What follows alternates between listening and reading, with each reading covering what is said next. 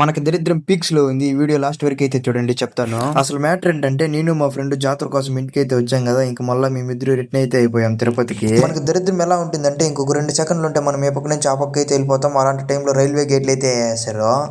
ఎవరికన్నా శని 2వ గదిలోనో 4వ గదిలోనో ఉన్నాడంటారు. నాకేంటి శర్మ ఇలా కొంపంతా ఉన్నాడు. ఎలాగో అలా తిరుపతి అయితే చేరుకున్నాము. వచ్చి రాకిని కటింగ్ చేసుకుందామని అయితే బయలుదేరేసా. కటింగ్ చేసుకోవడానికి పెద్ద కారణం ఏదైనా ఉంది అంటే, నేను మొన్న ఇంటికి వెళ్ళా కదా జాతర అనేసి, అప్పుడు ఇంటికి అయితే పిల్లోళ్ళు అయితే వచ్చారు. వాళ్ళైతే నా ముఖం చూసి, నా గడ్డం చూసి వాళ్ళు ఒకరు కూడా నా దగ్గరికి అయితే రాలేదు. అంత ఎదవలా కనపడుతున్నారా? ఓ మాదిరిగా కూడా కనపడలేదా? ఇంకా ఇంట్లో వాళ్ళ దగ్గర మెట్టి దెబ్బలు అయితే తప్పలేదు. ఇంకా ఇలా అయితే కుదరదు అనేసి కటింగ్ షాప్ కి అయితే వచ్చేసా.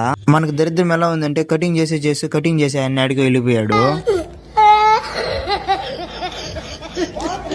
ఒక 10 మినిట్స్ తర్వాత అయితే వచ్చాడు. ఇంకా కటింగ్ చేసుకుని రూమ్ కి అయితే వచ్చేసా.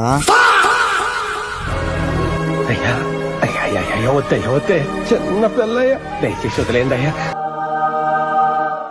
యుద్ధం కూడా ఆ తర్వాత ఆపేస్తారా?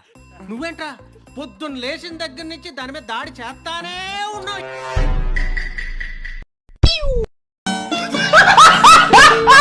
దరిద్రం మనల్ని విడిచి వెళ్ళేటట్టుగా లేదు. ఎందుకంటే నాకు చేతిలో అమౌంట్ ఉంటే అది అకౌంట్ కావాలనేసి డిపాజిట్ చేద్దామని ఏటీఎంకి వెళ్తే ఏటీఎం అయితే బంద్ చేయలేదు. పెద్ద అప్షక్న పక్షిలాగా ఉన్నావు నువ్వు నా కుక్కనికే కనిపిస్తావా లేదా చుట్టూ వాళ్ళు అందరు కూడా కనబడతావా? నేను కుడిసిపోవడానికి రెడీగా ఉన్న మొగలు అందరికీ నేను కనబడతా. నేను చల్ ఇంకా చేసేది ఏం లేక సీదా ఇంటికి వచ్చి అయితే కొనుక్కునేసా. ఈ రోజు వీడియో అయితే ఇంతే. రేపు మళ్ళీ కలుద్దాం. బాయ్.